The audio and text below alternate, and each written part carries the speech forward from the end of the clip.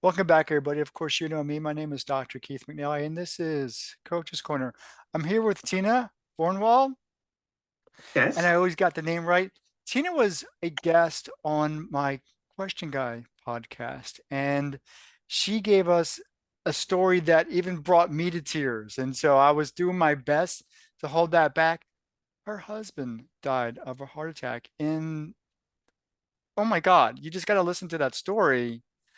But because of that, and because she's a widow, she decided to do something about it. She has conversations with people who experience the same thing that she has. And we're going to find out more about how that changed her life and what she's doing with that change.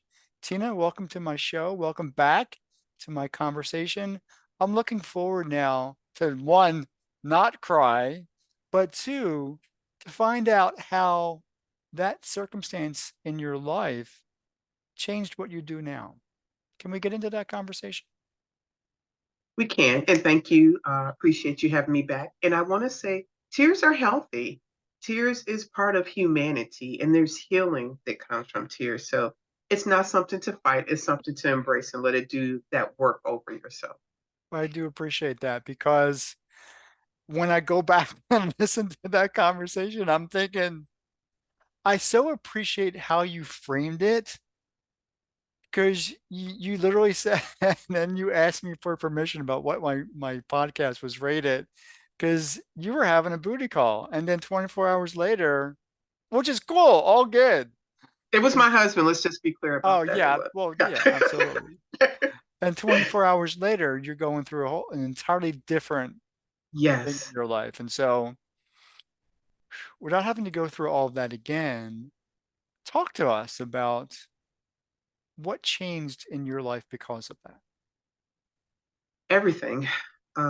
Everything changed from that instant. My husband Mark and I were together for 32 years.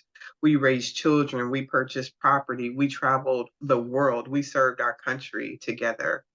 And oftentimes I'll hear currently widows, widowers, or someone with the loss of any loved one, people saying, haven't you got over that yet? Which is, by the way, offensive. Um, and I learned, no one said that to me, but I've heard other people say that. And so you say what changed for take 32 years times 365 days times 24 hours times those minutes.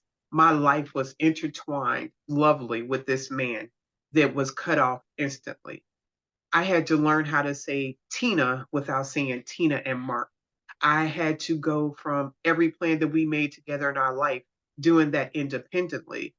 And I was able to have a therapist. I was able to have a wonderful community of friends and family, but still I needed more. And what the piece was missing from me was talking to other people who had traveled this road, not someone hypothetically. I mean, my therapist was great, but I, the other part that I needed was to understand you went through this. How did you do that? And I instantly started opening my phone and looking at everyone that I already knew that was a widow or a widower and say, can we talk? And they held back zero. I said, Mark died. They said, I know. And I said, can we talk? And it was like, how much do you want to know? And I said, everything. And the level of granular conversation, just so organic, fed my soul to start creating my own roadmap of what this would look like to be Tina, to start giving myself permission to be happy, to live a life that I would enjoy without any repercussions. And I obtained that. And then as time started shifting, people started asking me, how are you able to live? Like, I know how much you loved your husband. How have you been able to do this? And I understand that everyone's grief journey is different.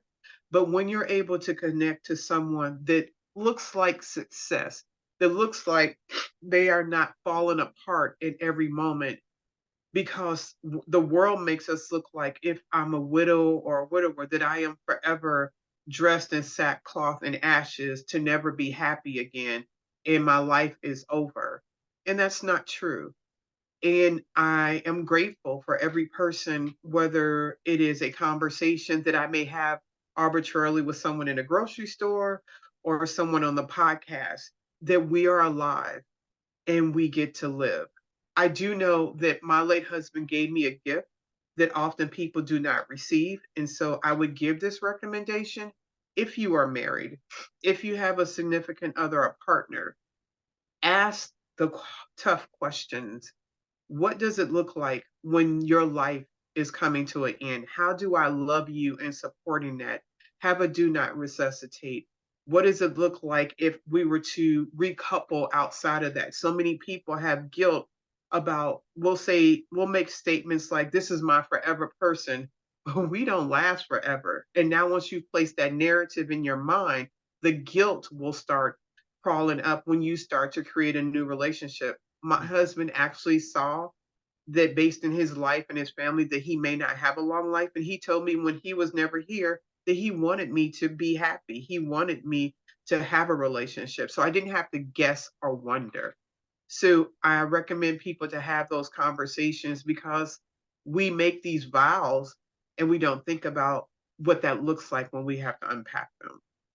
So this is what I'm hearing. First, you had conversations with your husband to identify and define what life would be like for either of you Yes. when the other is gone.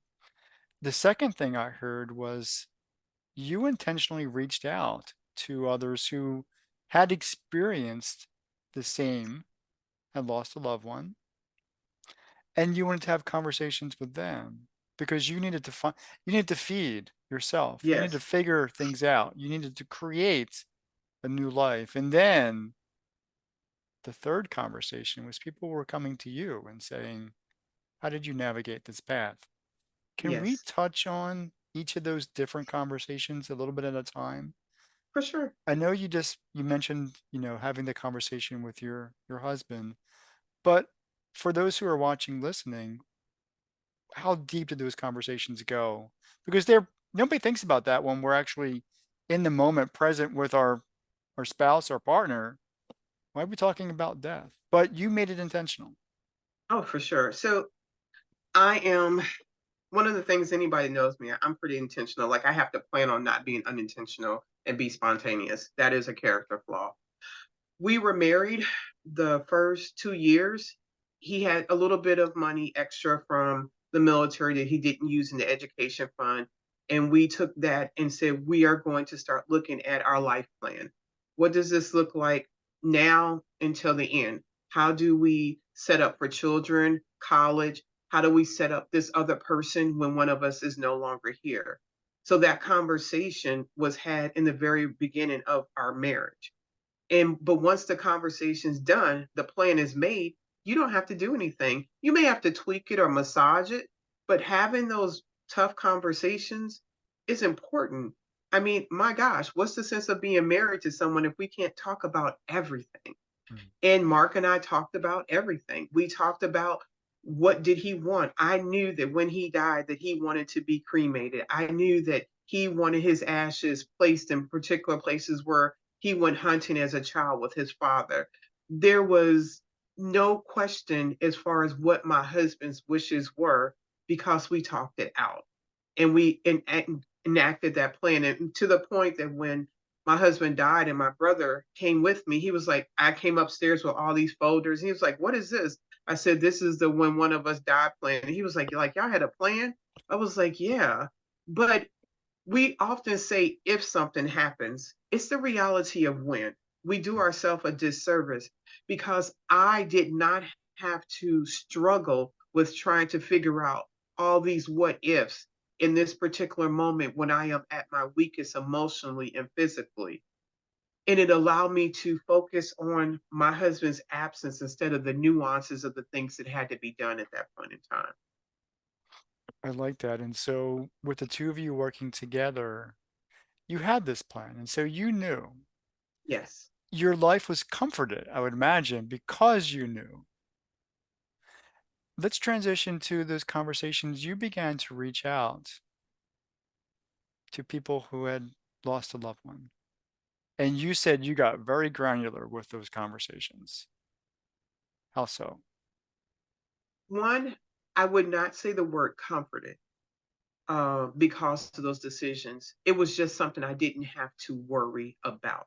Okay. It wasn't something, because when I hear people, when those things are not identified, guilt is implied. If they had to, their loved one was at end of life and they had to decide to not resuscitate, I knew what Mark's wishes were. I knew if I started dating, which I did, and got remarried, that there was not guilt implied. All of these different things allowed my mind to be at ease and not have to worry. Comfort seems so displaced in relation to anything to that. The conversations with people who, first conversation I had, this person actually reached out to me. She called me and she said, Tina, one, I'm sorry that Mark died. Her husband had passed 9 months ago. And she said, I cannot attend that funeral. And I said, girl, I do not want to attend this funeral. I know you don't. And she said, but what I can do is provide you the name to my therapist, because I've already spoken with her and she will take you. She wasn't taking new clients. And she immediately made herself available. And I saw a therapist for my first time the day before I viewed Mark's body. And that was the trigger for me, that there are things I do not know in this portion of life. And when I'm looking for guidance, I'll read a book or get with people who are the subject matter experts. Being retired Army, I go for those facts. Those emotions obviously will come, but I need that detail. I need that roadmap.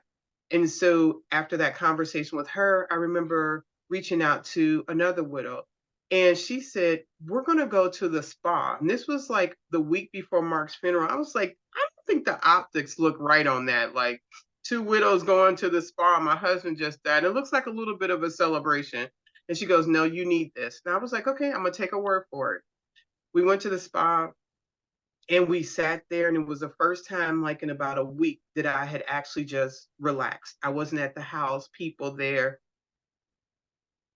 And she talked about, she has younger children. My children were older. And she spoke about grieving in having to be in the shower or screaming in the car. She talked about any question that I wanted to know, she gave me an answer. She didn't hold back one question, from how do you deal with the loneliness? How do you deal with people always giving you pity and looking like that you are like they don't want to be around you because you have the death cootie, because if they're around you, then they have to think about death, and that means somebody around them could die, which is totally illogical. That's not how it particularly works because you're with someone. But every conversation with someone was the questions that you never really want to ask, or the things that you don't want to talk about because it's going to be uncomfortable. And they didn't hold back anything. Then the transition in the conversation, people came to you. Yes. And this is where things started to change significantly because you developed something from this. But let's talk about those conversations first. I What do took the people want to same know? Go ahead. I took the same, so it's Widowhood Real Talk with Tina. That part, real talk, is very real, because I knew what it was like to be in that scenario and wanted someone to hold back nothing and really tell me what this looks like, Wow. and to be honest and to be candid, because I am trying to figure out how to survive.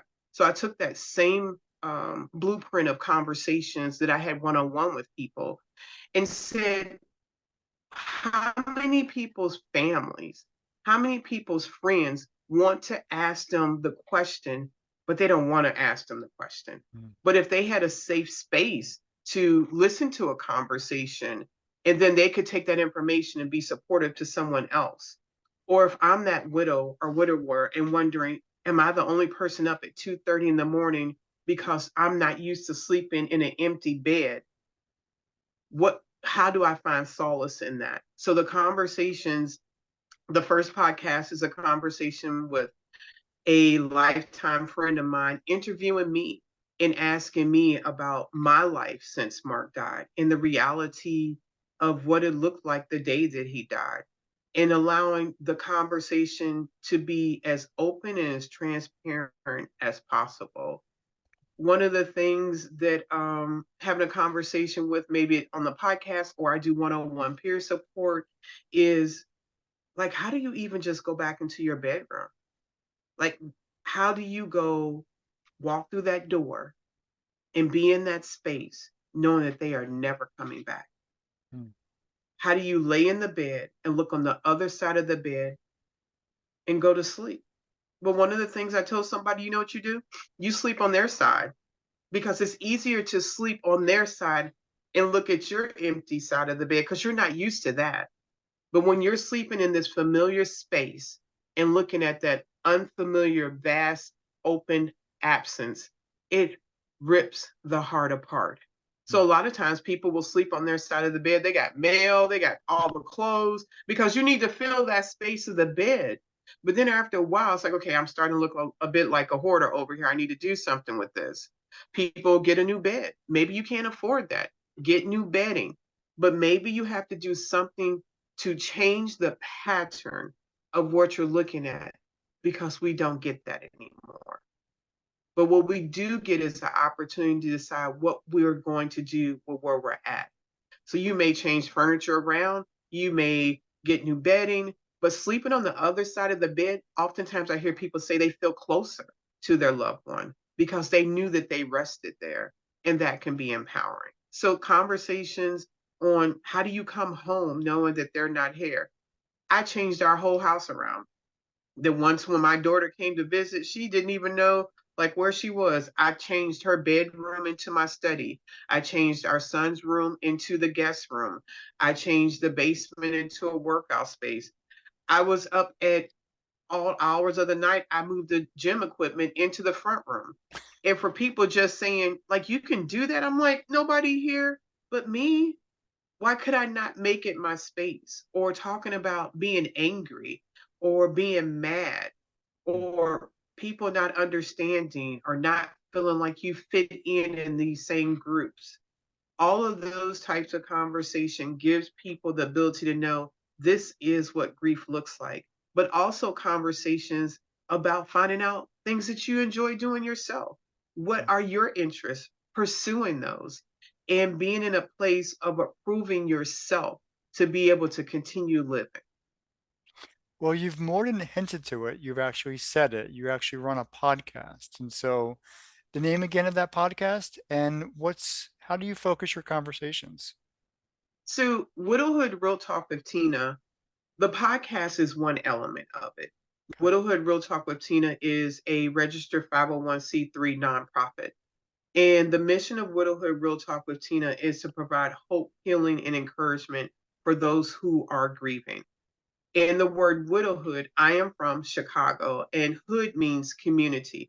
Because me being the widow, I come with my children. I come with my siblings, my parents, my friends. That is my hood. So even though it may be the genesis may be my particular loss of my spouse, there is his family, his cousins, his brothers. All of that includes the hood. So the people that we support is not limited to a widow or the widower. It is their whole hood. So that word was intentional. The real talk, when you are dealing with grief, no matter what part you are in that hood community, it impacts you.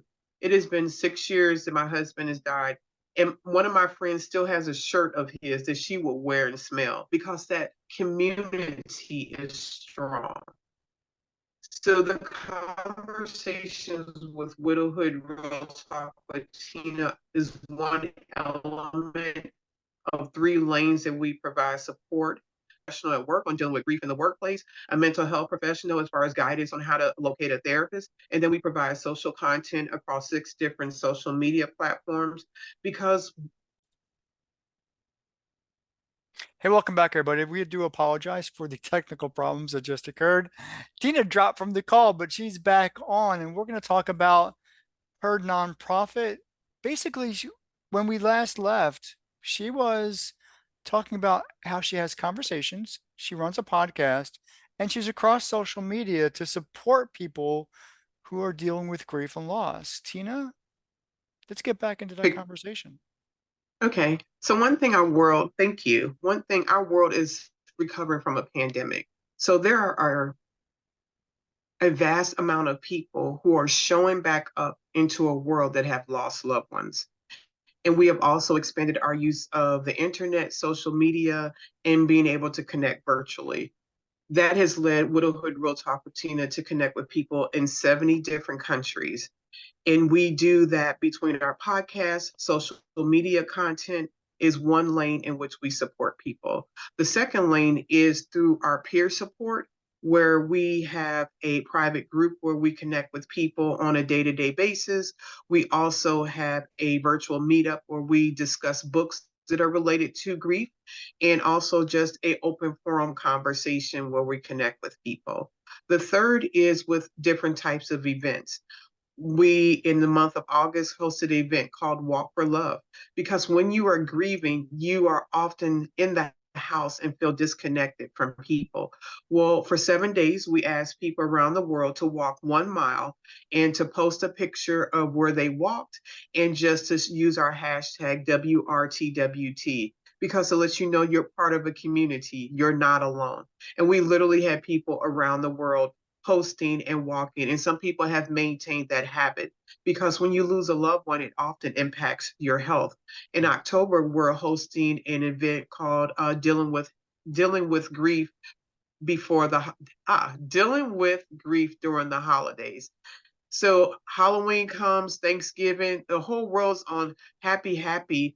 And all you see is that vast emptiness of the person that is no longer here. So we have 4 mental health professionals that have made themselves available to be part of this webinar to give people tools and the right coaching skills to be able to deal with the holidays. Then in November, we have a mental health wellness professional that is doing a breath workshop for some of our people in the widowhood. And we're having something else in December, because the holidays can be tough. We also, in that third realm, we are a nonprofit. So those that donate gives us the ability to provide free books to people who are grieving, and also wanting to be able to set up scholarships, because oftentimes when the family is disrupted, being able to pay bills, being able to have education, those things are challenged. So those are the 3 ways in which we're able to support the world. So you mentioned social media. We're on LinkedIn, so we're connected on LinkedIn, but where else can we find your presence? Thank you for asking that question. If you go to our website, widowhoodrealtalkwithtina.org, that is a launching point for all of the different social media platforms. But you can find us on YouTube. You can find us on LinkedIn. You can find us on TikTok, Instagram, Twitter, and Facebook. Well, with that being said, I know that we're connected on, and I believe on LinkedIn, and I believe I have subscribed to your YouTube channel. That's what I typically do when anybody is a guest on my show. Where do you see these conversations going in the future? Because this isn't going to change anytime soon. And I'm having conversations with people on my new series called the Envision Speaker Series, because I'm getting deep into the conversation of what it means to be healthy across scale. So, socially, emotionally, cognitively, behaviorally, and grief is one part of that conversation. Where do we need to go to help people really deal, understand, and appreciate? You told me earlier in the conversation, it's okay to cry. As a man, that's difficult to appreciate. But as an older man, I'm very much appreciative of the fact that I can express my emotions in a really healthy manner. And for those who are watching, listening, yes, even Dr. K cries. Where do these conversations go from here? I recommend one, checking with your HR department and understanding the bereavement policy. We often talk about being emotionally intelligent. This is a wonderful way for leaders to show up at work with emotional intelligence. to understand that just because a person may have come back to work in 3 days because maybe they have no leave, they are nowhere of the same capacity that they were. Understanding terms like grief fog, understanding if an employee seems to be a little bit off their edge. It took me 18 months to feel like I was back to myself as a functioning person, to realize that grief doesn't end in the first year. It's just the jump off point for having to really settle into life without this person, have a conversation. I invite you to go to YouTube or any of your podcasting applications and pick a subject and look at one of our podcasts and see how that will help you understand the people that you are interacting with. You can reach me on our website or send me an email. I do on occasion do public speaking on grief in the workplace and other things like that. But talk to the people that are in your site and ask them if how you can be there for them and show up in the way that you promise. Tina, there's no better way of ending this conversation. Thank you so much for joining me on Coach's Corner. For those of you who are watching and listening, I'll see you next time. Take care.